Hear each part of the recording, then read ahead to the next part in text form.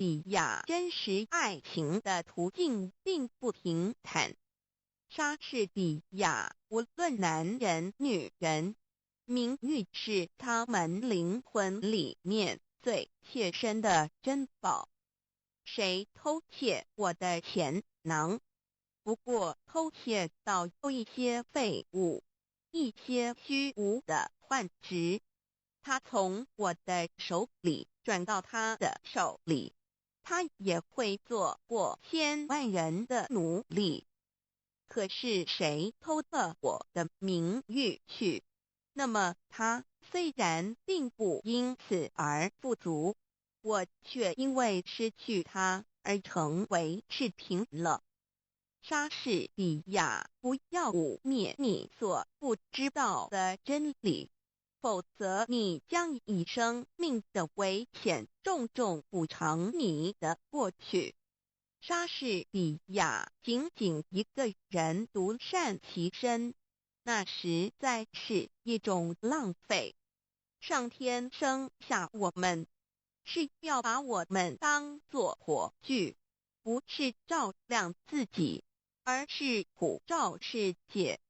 因为我们的德行倘不能推及他人，那就等于没有一样。莎士比亚书籍是全人类的营养品，莎士比亚爱情的鲜艳的容色和热烈的心，也会因困苦而起了变化。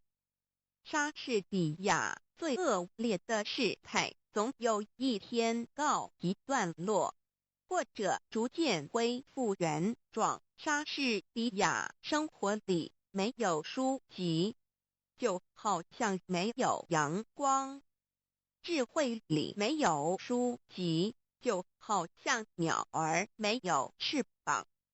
莎士比亚爱情里面要是掺杂了和他本身无关的算计，那就不是真的爱情。莎士比亚宁愿做一朵篱下的野花，不愿做一朵受恩惠的蔷薇。